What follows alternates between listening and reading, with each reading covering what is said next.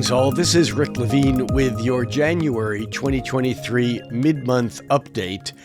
It's been an interesting exercise putting this together today on the day when Mercury is stationary direct and just coming into a Sun-Pluto conjunction. We'll talk about that and the rest of the month in just a minute. I do have a couple of announcements that I need to make, a couple that I promised from the beginning of the month from the January forecast. And first and foremost, I just want to mention that as promised, this is going to be a publicly distributed video, so feel free to share it, and that I'm inviting you all to a live special event on Saturday, and that's Saturday the 21st at noon, and that's Pacific time. And I will be doing a presentation that I did live for the Washington State Astrology Association back in December. Invited you, and many of you couldn't get in because it was already full and it was hard to find the link. Anyhow, that is going to be this Saturday at noon, and I am putting the link in the comments below so that you can click on it, because it's a long, crazy link. You do need to register because we're limited to the amount of people that we can accommodate. Please feel free to register. It is a free event, and when you register, you'll then receive the actual link information, and that is the astrological look for the year ahead, and that is Saturday, January 21st. That's the first thing. Second thing is that Astrology Hub Foundations Level 3 registration technically opens on January 25th, but we've opened it special for you guys so far. It is open only for you, and this is basically a class, a 4-week class, 4 lessons per week, and then 2 weeks of bonus classes live on Zoom. One will be doing charts with people with quintiles and septiles in their chart, and then there'll be a Q&A week. And you can get yourself on the wait list and even register by going to astrologyhub.com/F as in foundation 3, astrologyhub.com/F3, and the registration is open for you guys. If you are a patron in my Patreon group or a member of the Inner Circle, make sure you use your discount code for 20% off. And so don't register until you have that, especially if you're an Inner Circle member and not a patron here. I'll get the patron members, the Patreon members, their discount code shortly. All right. And that class, by the way, starts on Thursday, February 9th. And for the first 4 weeks, there's 4 lessons a week, and you get to watch them at your own clip. They become yours forever. You can watch them and rewatch them as you choose. Next, for LA area residents, I'll be down at the Conscious Life Expo on February 10th through the 13th. This is kind of a big deal. Thousands of people show up for this event. And I have a part, it's really astrology and UFOs and crystals and earth changes and alternative healing methods and all kinds of other things all mixed into one. But I'll be playing the flute during the opening ceremony on Friday. That's February 10th at 2 p.m. And then I'll be doing a lecture on Saturday at 4 p.m. called The Astrology of Love, Beyond Venus and Mars. And then on Monday at 5 p.m., I'll be doing a post-conference on Monday evening on the astrology of 2023 and beyond. Next up on my calendar is March 31st through April 2nd, the third International Congress of Astrology that is sponsored by the Portuguese Astrology Society.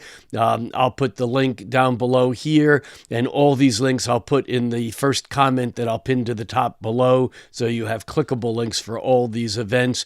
That's going to be in the Azores, which is off the coast of Portugal. It's actually mid-Atlantic, and that should be an interesting venue and quite exciting. Next up, I'll be doing two events at the Omega Institute north of New York City in Rhinebeck, New York. The first of the two events will be June 30th through July 2nd, and that's July 4th weekend, as crazy as that sounds, even though the 4th isn't until obviously the 4th.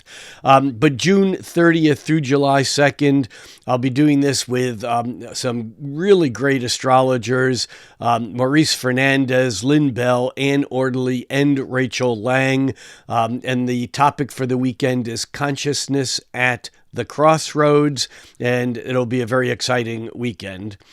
And then again, I'll be back at Omega on October 13th through the 15th, and it'll be a special weekend on Venus. Well, it'll be on Earth, but it'll be about Venus, and it'll be both lecture and experiential ceremony ritual, and I'll be doing this with Rachel Lang. I'm looking forward to this. It'll be very exciting. And then the culmination of 2023 is going to be the 10-day initiation to astrology in Goa, India. Now, I've talked about this a little bit in the past. I'm not going to spend a lot of time talking about it right now, but it's important to know that registration is open. This is sponsored by Heaven and Earth Workshops, and the link is down below, and it'll also be pinned in the comments. And this will be on December 6th through the 15th, and Goa is an amazing part of India. Beautiful beaches. We're right up from the beach at an Ayurvedic healing center in the southern part of Goa. The weather is beautiful that time of year. It's not hot. It's tropical, but it's not yet too hot, and I'm looking forward to it and seeing you there. That's it. Thanks for indulging me in this, and now we will get on to the second half of January, which actually I think is going to be rather interesting. You know, I said in the January forecast that January doesn't have a lot new. However, there is a lot of forward motion that's ready to happen, and yet the frustration is that it doesn't feel like it's happening fast enough. And the reason for that, of course, is that Mars has just turned direct after being retrograde since the end of October. And although Mars turned direct on January 12th, it was at 8 degrees, Mars was at 8 degrees of Gemini at the beginning of the month on January 1st. And it'll still be at 8 degrees of Gemini on January 24th. In fact, it only makes it to barely 10 degrees of Gemini, meaning that it doesn't even move 2 degrees for the entire month. So even though Mars is moving direct, it's not moving direct very fast. It's crawling direct. And it may feel like we're ready to go. Things are actually beginning, the ice is breaking, the water's beginning to move, but it can't flow very fast yet. And so again, we might be feeling a bit frustrated. And of course, on top of that, we have Mercury, which just turned direct at the very end of December. And Mercury turns direct technically today, the day that this will be released. I'm recording this on Tuesday evening, but it'll be released on Wednesday while Mercury is stationary direct. Now, again, the thing about Mercury, because it moves much faster than Mars, the time for it to stop moving retrograde, stop completely, begin moving direct, and then pick up speed is a bit quicker. So the turnaround time actually will notice rather quicker. In other words, Mars is at the same degree pretty much for 3/4 of the month of January. Mercury, on the other hand, turns retrograde at 8 degrees of Capricorn, but it begins to pick up speed, moving a degree a day by the end of the month. And of course, Mercury gets fast enough that it moves nearly 2 degrees a day. But the point is, again, that although Mercury technically, by the time you watch this, will be technically moving direct, and you'll read things in a lot of other astrologers' posts about, hey, it's time to start moving forward again, things are happening. Yes, but not fast enough. And again, if you expect the ice to melt and the water to be warm, if you expect the blocks to fall away and the blockages to fall away and to start moving quickly into the future, you'll end up just being frustrated all over again. And the other thing to consider is as Mars and Mercury move direct, they're moving direct back through the area of the zodiac where each of these planets moved direct previously, then retrograded back through that same area, and now they're traveling over the same area of the sky for the third and final time. So even though they're moving forward, Mercury doesn't clear into new territory, clear its shadow, its retro shade, if you will, its retrograde shadow.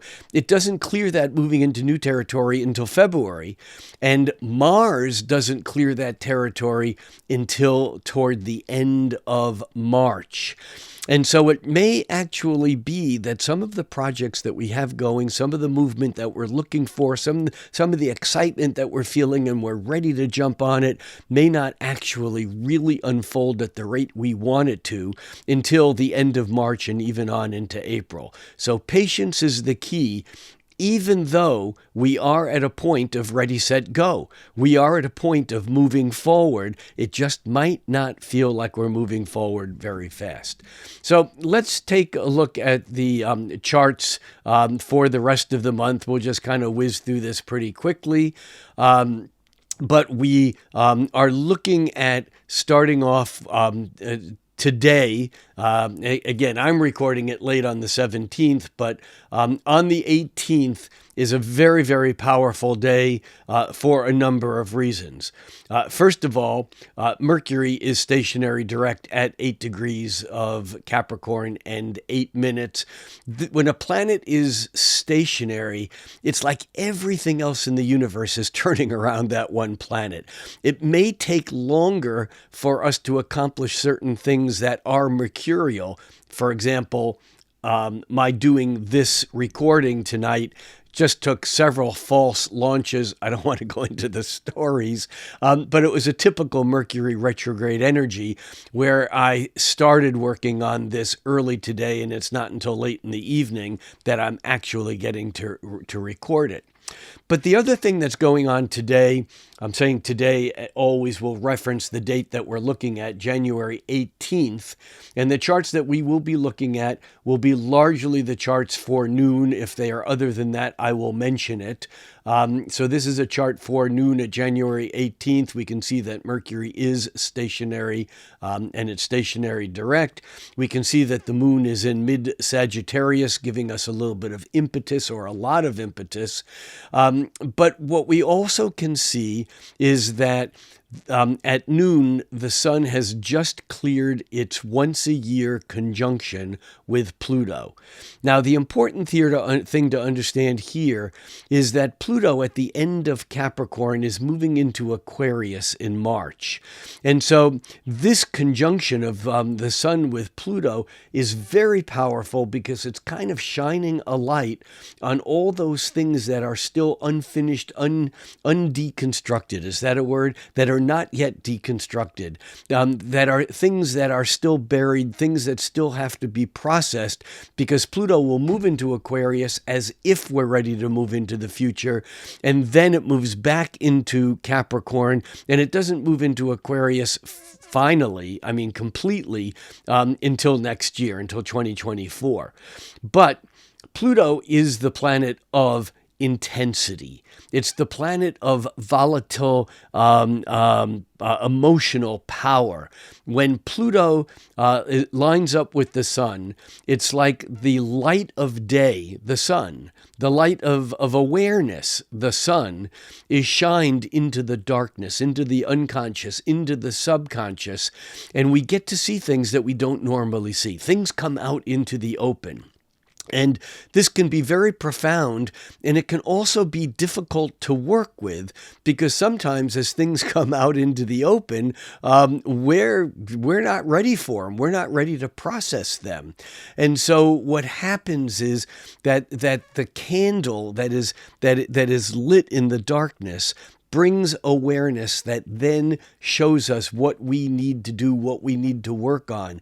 And a combination of that Pluto being lit up, irradiated even by the sun today, and Mercury holding its own position, all in Capricorn, gives us a sense that things are not going to move fast, but they're slated to be very total in their movement ahead over the days, weeks, and even months ahead. That's the 18th. And on the 19th, the moon actually moves into Capricorn. The moon moves into Capricorn at 11:11, for those of you who are numerologically oriented, 11:11 a.m. So here at noon, you can see the moon is at 0 degrees and 30 minutes into the sign of Capricorn. And because Jupiter has just recently moved into Aries, what happens is that by this afternoon, by 5:29 p.m., and all times that I give, as always, are Pacific Standard Time, Pacific Time, so you need to adjust to your time zone accordingly.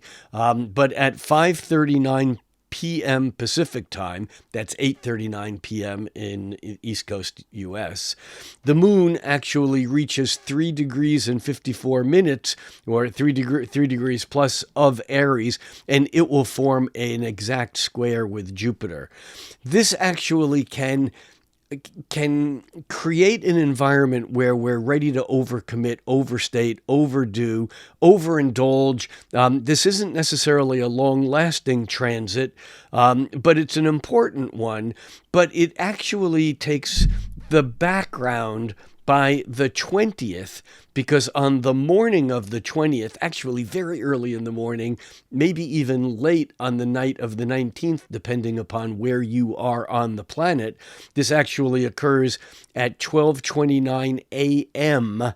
in Seattle, or in the Pacific time, which means that if you're in Hawaii or further to the west, that this actually occurs earlier, meaning on Thursday night rather than on Friday. But what happens is that the sun leaves Capricorn, enters Aquarius, and this is a shift again into the future. We're poised and we're ready to go into the future. Even though Mars is not moving very fast forward, it is moving forward. It's ticking forward just minutes of arc a day.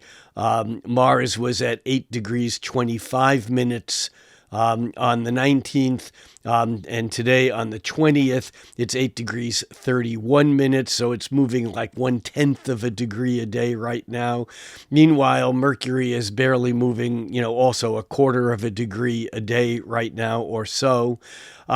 But the fact that the sun moves into Aquarius, this becomes very important because Aquarius is the weird time of year. In the northern hemisphere, it can be the coldest weather, and yet we realize the sun is returning, the days are getting longer, we feel like spring might be kind of on the way, but it's still far away, which is why I believe that Aquarius is the sign in which we look far away into the future. Not like Sagittarius looking far away away distance, but Aquarius is more about the timing aspect of it.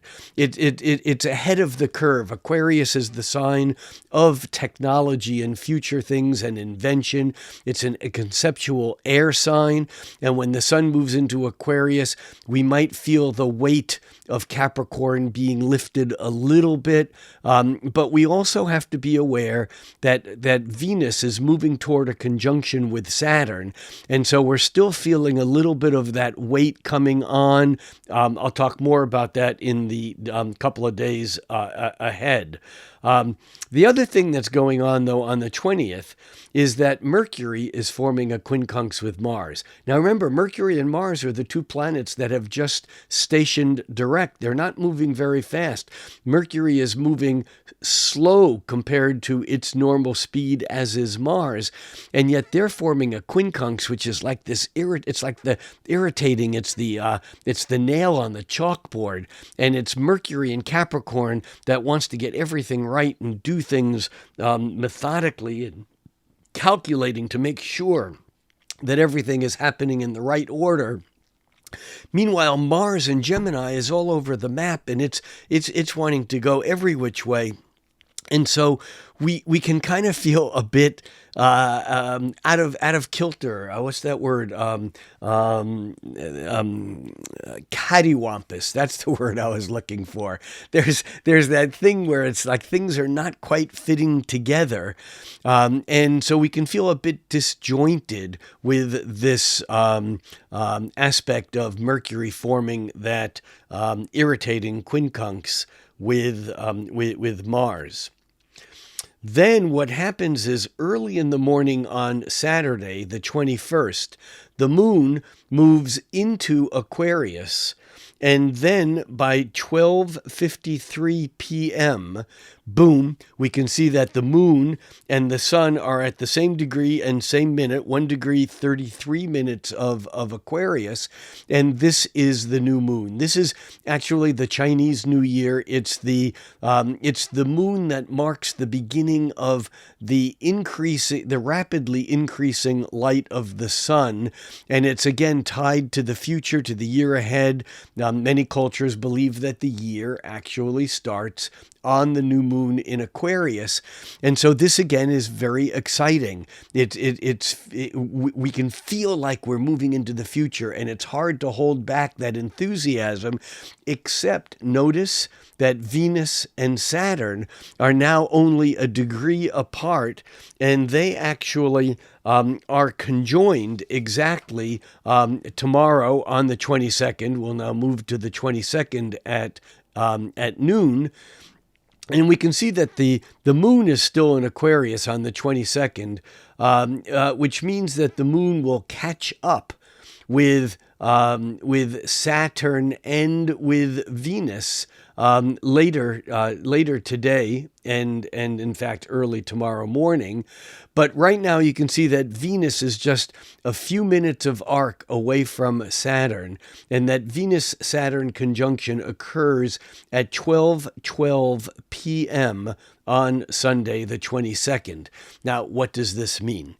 Venus is loving and yummy and pleasure, and Venus is the desires that we have.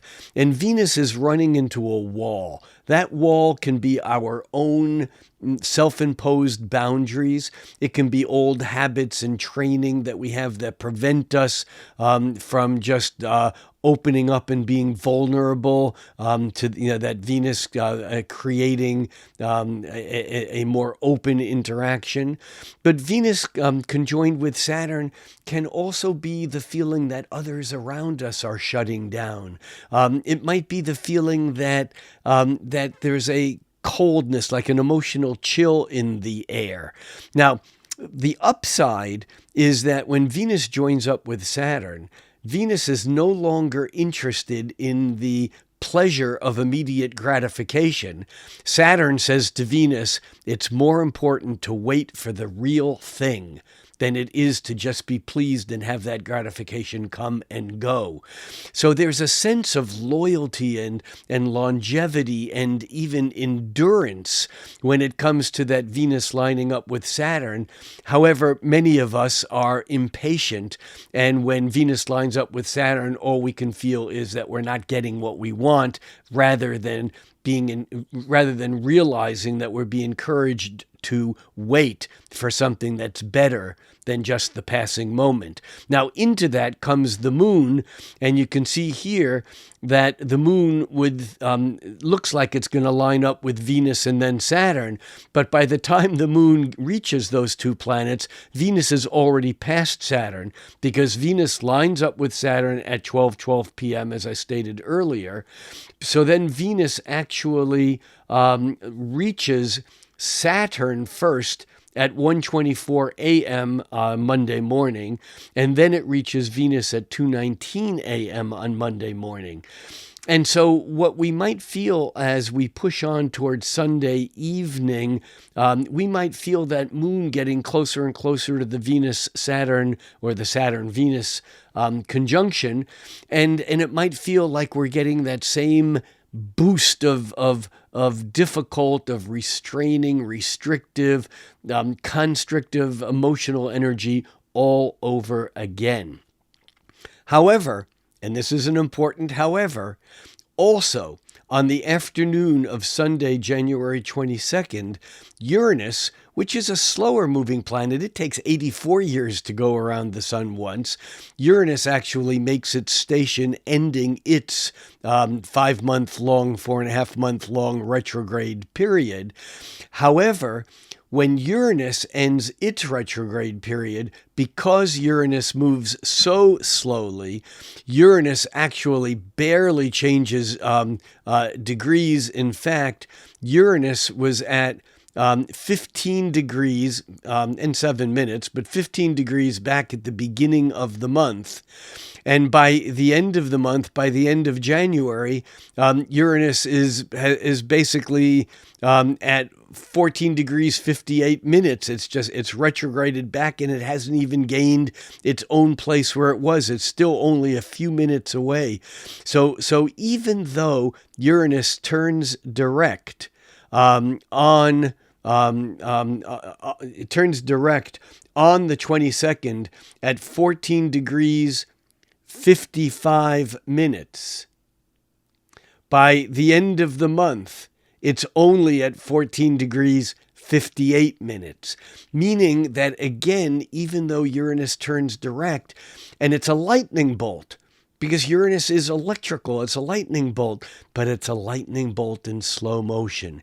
And it may feel like it strikes when it's turning direct right around or on the 22nd, but in fact, there's a larger strike occurring that is occurring all through this month and all the way through the beginning of February as that Uranus moves forward. But the other thing that is significant here is that on January 22nd, while Uranus is for all practical purposes stationary all day, the moon, moving toward its conjunction with Saturn and Venus, squares Uranus, and so we get this electrical lightning bolt thing. And the other thing to consider here is that Uranus is in Taurus, which means that Taurus is a Venus-ruled sign, which gives Venus in Aquarius a bit more power, even though Saturn is in its home sign in Aquarius.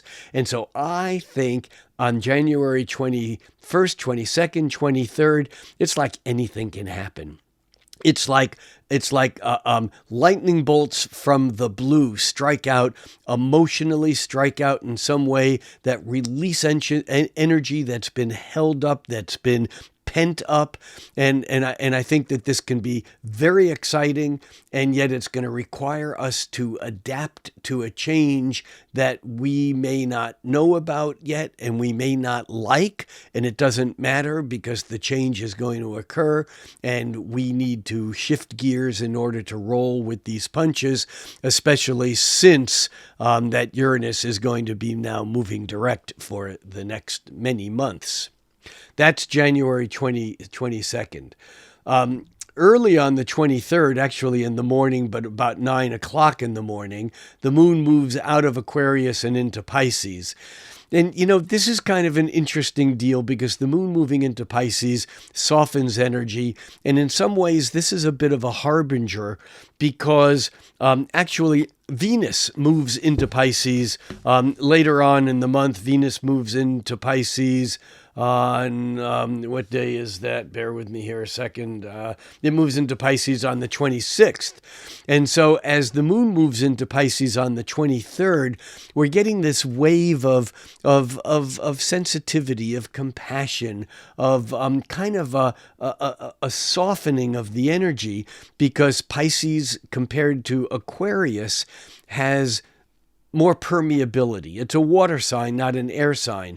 And in fact, air as intellect in Aquarius is very sharp. It's very conceptual. And the water of Pisces, in some ways, it flows in both directions at once. It's the two fish swimming in opposite directions. And yet the boundary between them is not apparent because they're both in water. They share the same environment. And so as that moon moves into Pisces on Monday, the 23rd, we actually feel more sensitive, maybe even psychic. We have an ability to kind of tune into what's going on beyond the surface of things. That's on the 23rd. On the 24th, the moon is still moving through Pisces. And in fact, the moon by late in the evening joins up with Neptune in Pisces, increasing our sensitivity even more. But the other thing that occurs is that the sun at 4 degrees of Aquarius forms a sextile with Jupiter at 4 degrees of Aries. This is uplifting. This is an opportunity. Jupiter is opportune, and in Aries, it's something that's new. It's exciting. But it definitely opens doors that we didn't know were going to open. It brings opportunity, and an opportunity is just something that we didn't realize that had potential for us to create something new, to step into something. Jupiter's a magnifying lens. And when the sun forms this supportive sextile with Jupiter, that magnifying lens makes something in our life bigger. It doesn't mean that it's good, but if it's bigger, it might be something that we can then look at and encourage its growth even more. So often with Jupiter, there is growth intended, but we have to be careful when we have a sun sextile Jupiter, or any aspect to Jupiter for that matter, because too much of a good thing isn't necessarily a good thing. Meaning that when the sun sextiles Jupiter, we have an opportunity, but we still have to use common sense as to whether or not it's to our advantage to take it, because Jupiter in Aries is ready to take the opportunity before it's even evaluated whether or not it makes sense, or whether or not it's useful or healthy or will lead to something good. That is the 24th. By the 25th, we have a relatively quiet day, except for the fact that the moon leaves Pisces and enters Aries. And as it does, it starts a new emotional cycle, if you will. Meaning that Aries is the first sign of the zodiac. And of course, as that moon moves into Aries at 10:47 a.m. Pacific time, it then is already within range of Jupiter, and it actually reaches its conjunction with Jupiter by 7:18 p.m. That's on Wednesday, the 25th. And although lunar transits don't last very long, again, we're getting another bump of that opportunity, because the moon will actually move through that conjunction with Jupiter, and then it will sextile the sun just an hour and a half or so later, meaning that the moon moving through the beginning of Aries will reactivate yesterday, the 24th's, opportunistic sun Jupiter sextile, and the moon then will kind of open those doors again. That's exciting. I mean, Wednesday is a quiet day, but there is opportunity for movement forward and for growth. And yet, when the moon is in Aries, we have to be careful that something impulsive feels right, but it isn't necessarily right. We have to be careful of that, the Aries downfall of, ready, fire, aim, of doing something first and then thinking about whether we should do it or say it after it's already done or said. On Thursday, the 26th, Venus leaves Aquarius and enters Pisces. I mentioned this earlier. This doesn't happen until 6:32 p.m., but Venus moving into Pisces is another round of softening, vulnerability. Brene Brown talks about how in order to create intimacy, we have to be vulnerable. And Venus in Aquarius isn't naturally vulnerable because it's conceptual, it's logical, and it's defining its boundaries by that logic. Whereas when Venus moves into Pisces, its energy softens. And in fact, Venus is exalted in Pisces. What does that mean? Astrologically, every planet rules or is at home in a particular sign or two. Venus is at home as a morning star in Aries and as an evening star in Libra. Venus is the ruler of Taurus and the ruler of Libra. But every planet has a sign that it's not at home in, but it's its favorite place to be. It's like if we're at home, we're the king of our castle. That's great. We are the queen of our castle or the royalty of our castle. But when we are seen as royalty somewhere else, we're treated even more special. And Venus loves how it's treated when it's moving through Pisces. It's exalted. It does well. It allows us, it enables us to be vulnerable enough to create the intimacy that perhaps we were having a difficult time creating while Venus was in Aquarius. Venus in Aquarius is friendly, but it's not romantic or intimate. And the other thing to consider, though, is that everybody's different. For some people who have their guards up, Venus in Aquarius might feel a lot more comfortable. And now when Venus goes into Pisces and those boundaries become dissolved or become more permeable or transparent or translucent even, they might feel more uncomfortable or less comfortable with Venus softening up. But the fact is that Venus likes being in Pisces, and I think we will feel it when it moves into Pisces, and it remains in Pisces throughout the end of the month. The other thing that happens on the 26th is that the moon moving through Aries catches up with Chiron, and this occurs earlier in the morning. And when it does, we may do an instant replay on something that we needed to learn and didn't, something that was a hurt or a wound from the past, something that was Chiron is not only our wounds or how we project them, but Chiron is also the brilliance of the teacher, of the mentor, of teaching those things. Chiron was mythologically brilliant in many areas, including that of healing.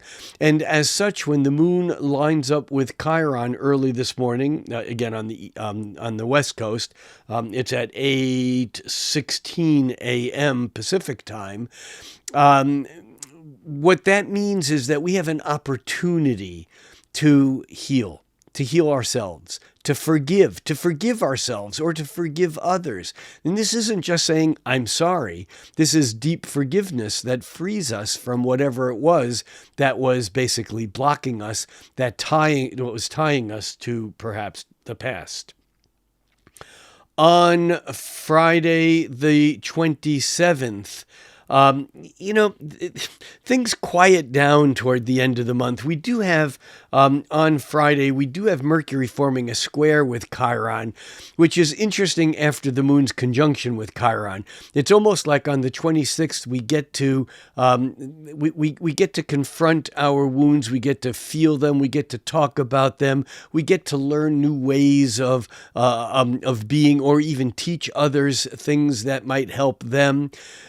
But on Friday, it's like we bump back into a wall again. It's somehow our communication may not be taken for the way we meant it. Or maybe we get tied up in our own words as Mercury, inching forward in Capricorn, squares Chiron in Aries. Maybe we push something too far, too hard, too fast, because Chiron in Aries blasts forward without necessarily thinking about it. So if we run into something that is in any way hurtful or difficult on Friday, it's a good thing, even though Mercury is moving direct, it would be a good idea. It's a good thing to just take a few deep breaths and slow it down. Remember, the moon's still in Aries and we're still feeling that impulsive energy.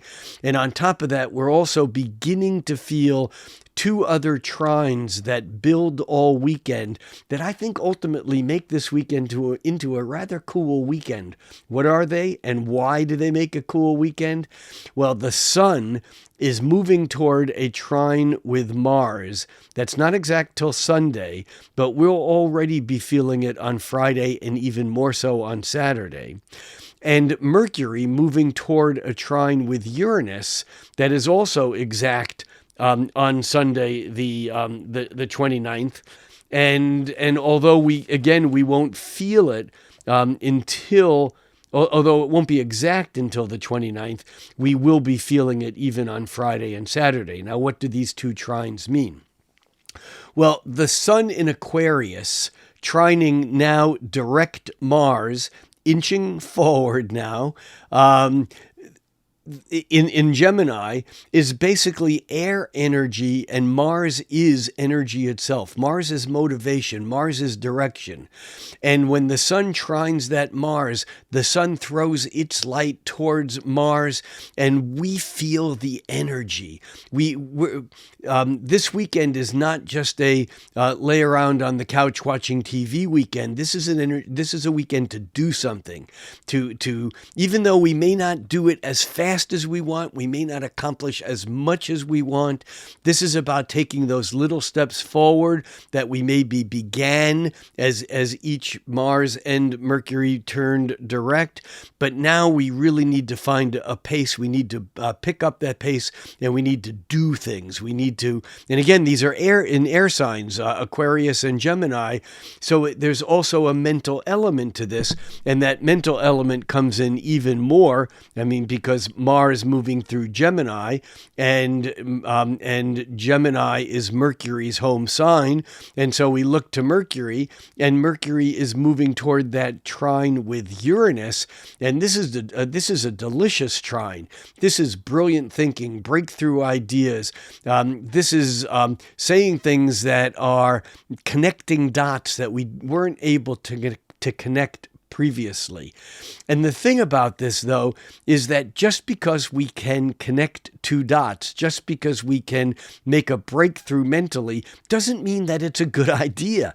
But we need to be able to be adaptable enough to ride this intellectual tide to make the most of it, because with Mercury in Capricorn, trining Uranus in Taurus, Capricorn and Taurus both being practical, down-to-earth earth signs, we actually can bring out of this mix something that's very useful, something that's very practical to move us ahead. This is a good day to carry around, whether it's a old analog pen and paper, or whether it's just your cell phone with a recorder, so that when you get a good idea, that you can, in some ways, get it down, write it down, because you won't be able to remember everything that happens today, because the energy is going to be moving quickly. Now, I say today, I really mean all weekend, but culminating on Sunday, and I think that it's going to be it's going to be an extraordinary weekend for many people. And again, the key though is that we have to be adaptable. If we lose that sense of adaptability, it stops working. I say I mean everything stops working. By the way, on Friday the 27th, in the evening, the moon actually enters Taurus. Actually, it's in the afternoon, sorry, at 3:42 p.m. Pacific time. That's 6:42 in the evening, 6:42 p.m. Eastern time. And when the moon moves into Taurus, again, there's a bit of stabilization that occurs. However, we need to remember that as the moon moves into Taurus, even though there is some stabilization, that moon will move closer and closer toward a conjunction with Uranus that is exact on Saturday evening at 7:36 p.m. And we can see that moon on Saturday catching up with Uranus and also therefore coming into that trine with Mercury. And it's like the moon is the activator here, kind of intensifying, impersonalizing, giving a personal sense of emotions to those things that need to be said. Mercury, with Uranus creating an awareness around some of those things that perhaps even maybe those things that came to light back when the sun was joining up with Pluto back on the 18th, about 10 days ago. So this is an exciting weekend. And as we come into the 29th, not only is the sun trining Mars and Mercury trining Uranus, but also the moon moving through the latter degrees now of Taurus trines Pluto, again intensifying, deepening our own sense of self and our emotions, our feelings, our gut reactions. And so I think that Sunday is really a culmination of a lot of energy that has been playing through. And the moon then moves early Monday morning at 12:34 a.m. Pacific time.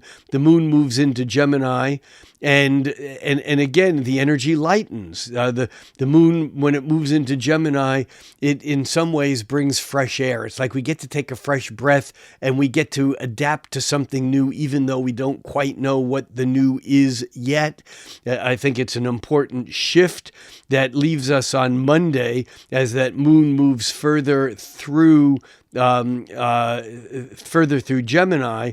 By Monday evening on January 30th, the moon will actually form a conjunction with Mars and then trine the sun, because remember, the sun trined Mars yesterday, and so the moon now replaying that is going to give us another sense of lift, another sense of energy, and it's almost like we get an extra booster rocket, an extra kick on the 30th from that moon catching up to Mars and trining the sun.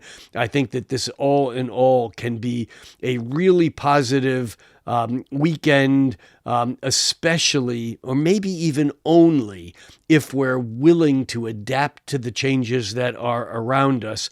I think that we can get ourselves into trouble by trying to hold on to a position that is no longer tenable for whatever reason that may be. And we end the month on the 31st of January on an astrologically relatively quiet day. The moon is still moving through Gemini. It's not very active. It forms an early morning quincunx with Mercury. That's exact at 9:27 a.m., which just may make us feel a little bit out of sync with our emotions to our feelings again for a little bit. but that doesn't last long. And by late night, the moon forms a square with Neptune from Gemini to Pisces.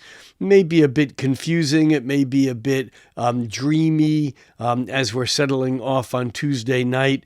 On Wednesday, February 1st, though, the moon moves into Cancer. The energy really shifts. And I think that we're also then on the front edge of feeling something that's very profound and very powerful that we'll get to when we talk about the month of February. And by February 3rd, the sun is forming a square with Uranus, and now the changes that seemed so easy perhaps over the weekend are not feeling that easy. We're feeling a bit of disruption from how fast things might be unfolding. By the way, we have a full moon on Sunday, February 5th, and we will talk further about that in the February forecast. I'll see you all then. I'll see many of you for the special event 2023 ahead. The links for that and all the other things I talked about at the beginning are in the comments pinned to the top below. And thank you also to my Patreon subscribers, my patrons who support this work. I, as always, appreciate your presence here and your participation. And that's it for now. Think cosmically, act locally, and away we go.